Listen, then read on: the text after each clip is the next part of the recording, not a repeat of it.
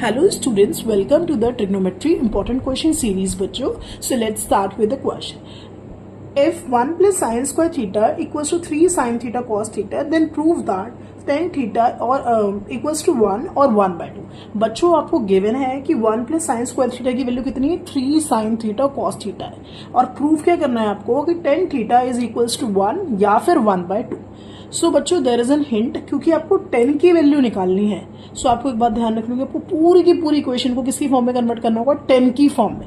अब question arise हो रहा होगा कि मैम हमसे 10 की फॉर्म में कैसे कन्वर्ट करेंगे. सो आपको क्या करना है कॉस स्क्वायर थीटा से डिवाइड करना है. अभी आपको धीरे धीरे समझ में आने लगा कि क्यों हमने कॉस स्क्वायर थीटा से डिवाइड करा.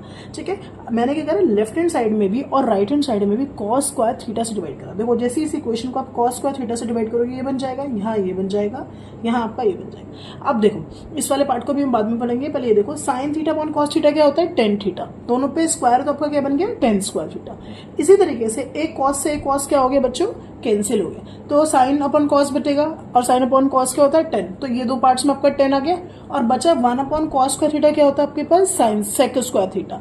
और सेक स्क्वायर थीटा को बच्चों आप आइडेंटिटी की हेल्प से इजिली 10 में कन्वर्ट कर सकते हो. देखो 1 plus 10 square theta. Can you see ultimately आपके सबके सब टर्म्स क्या आ गए 10 की फॉर्म में आ गए. अब इसको थोड़ा सा सॉल्व करा मैंने 10 square theta plus 10 square theta 1 plus 2 10 square theta बना.